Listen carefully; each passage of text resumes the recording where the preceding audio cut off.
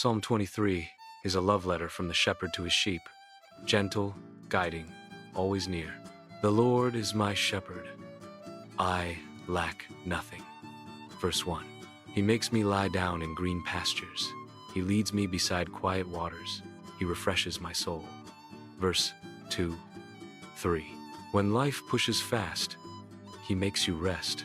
He guides me along the right paths for His name's sake. Verse 3. Your journey is not random, it's led. Even though I walk through the darkest valley, I will fear no evil, for You are with me. Your rod and Your staff, they comfort me. Verse 4. Even in darkness, He walks with You. You prepare a table before me in the presence of my enemies. You anoint my head with oil.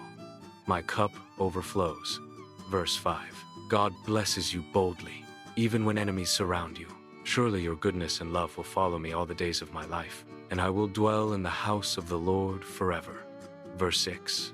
This is Psalm 23, a walk with the shepherd that ends in eternal peace.